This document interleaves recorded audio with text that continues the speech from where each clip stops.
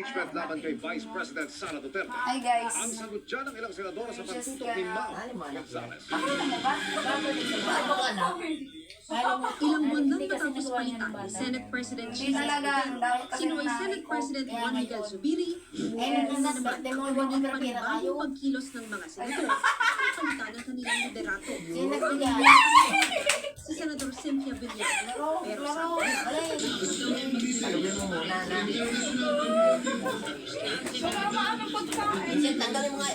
si Escudero, tinawag lang ang usap-usapan. Sinabing hindi raw siya nagkukomento sa mga chismis. Ang lagi nga daw niya sinasabi, chismis lang daw ito hanggang hindi nangyayari. 13 boto ang kailangan para mailuklok ang isang senador bilang Senate President.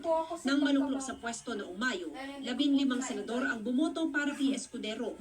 Sa kanila, 6 ang kilalang kaalyado o kaibigan ng pamilya ni Vice President Sara Duterte na nakaharap ngayon sa 2 impeachment complaint. Kung matutuloy, ang mga senador ang uupong hurado sa kaso. Ang sabi ni Senador Bato de la Rosa, walang nangungumbinsi sa kanya na palitan si Escudero. Pero kung si Senador Cynthia papalit,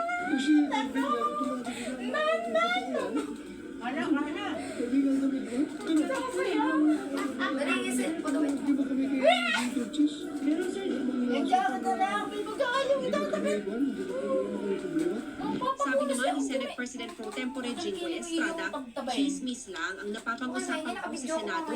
Mainam nga daw na manatiling Senate President si Escudero sakaling matuloy ang impeachment case sa Bise.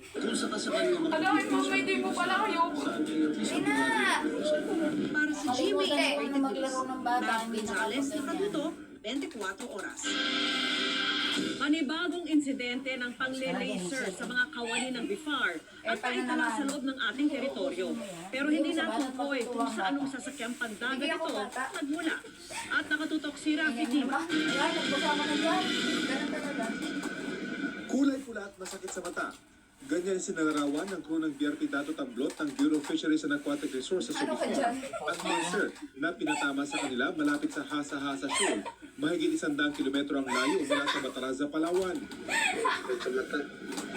Ang insidente nakunan sa pamamagitan ng night vision camera ng crew ng kasama nilang BRP Dato Matanam Taradapi na nagpapatrolya sa lugar. Nangyari ang insidente December 2 habang pabalik sa Pag-asa Island ang mga bangko ng BIFAR. Paulit-ulit umano ang ginawang pagsilaw sa kanila ng hindi nakilalang sasakyang pandagat. Hindi ito ang unang beses na may nangyaring ganitong insidente sa Hasa-Hasa Shoal. Dito lamang Setyembre, tinapatan din ng laser na isang missile boat ng China Navy ang eroplano ng BIFAR na umaalalay noon sa pagpapatrolya ng 2 barko ng BIFAR sa lugar. Noong nakaraang taon naman, isang kulay green na laser ang itinapat sa BRP Malapascua malapit sa Ayungin Shoal. Mapanganib sa tao ang mga laser na pwedeng ikabulag kapag direkta itong tumama sa mata. Wala pang opisyal na pahayag ng Philippine Coast Guard tungkol sa insidente, maging ang National Task Force for the West Philippine Sea. Saan mo ka ito nakita? Sa GMA Integrated News, Rafi Tima nakatutok. Ay, nakabagsak na ng supot hindi mo naman naayos.